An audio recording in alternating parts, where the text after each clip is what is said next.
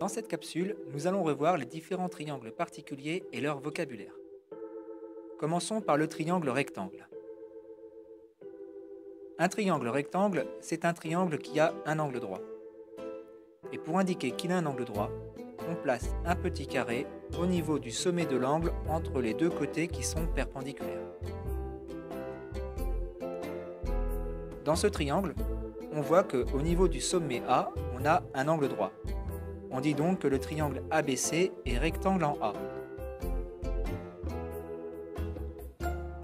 Le côté opposé à l'angle droit, ici, c'est le côté BC.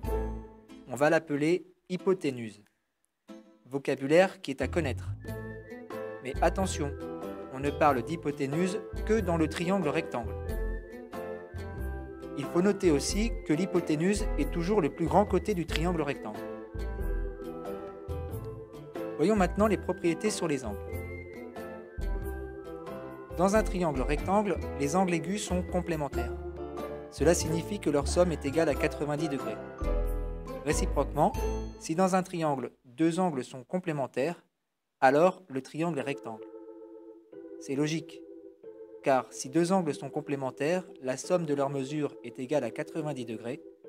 Il va donc rester 180 moins 90, soit 90 degrés pour le troisième angle.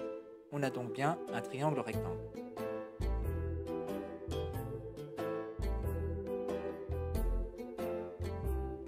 Voyons maintenant le triangle isocèle.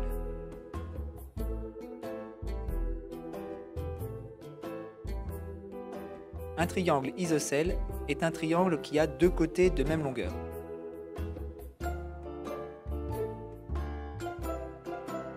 Ici, le codage indique que les côtés AB et AC sont de même mesure. Le sommet commun aux côtés de même longueur. On va l'appeler sommet principal. Le côté opposé au sommet principal, autrement dit, celui qui n'a pas la même longueur que les autres, il est appelé base du triangle.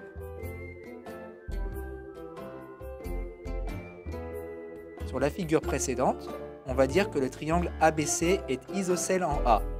Cela signifie que son sommet principal est A et que sa base est BC.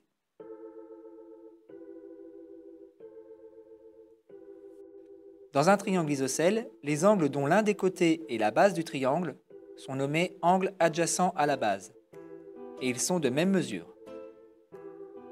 Réciproquement, si dans un triangle, deux angles sont de même mesure, alors le triangle est isocèle.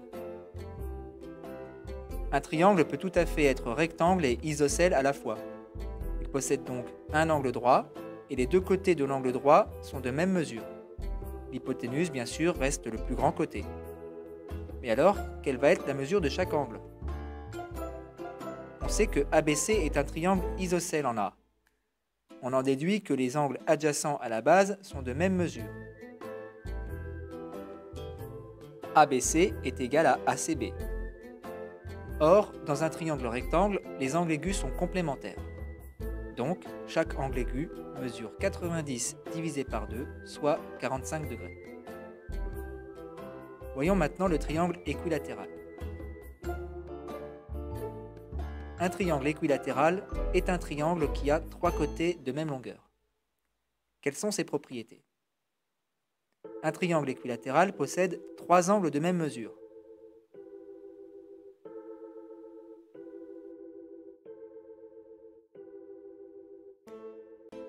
Mais alors, quelle est la mesure de chaque angle? On sait qu'un triangle équilatéral possède trois angles de même mesure. Or, dans un triangle, la somme des mesures des angles est égale à 180 degrés.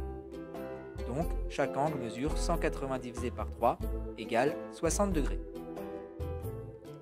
Il en résulte que si un triangle isocèle possède un angle de 60 degrés, alors il est équilatéral.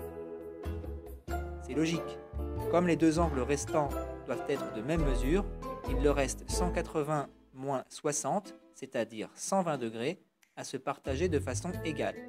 120 degrés divisé par 2 égale 60 degrés.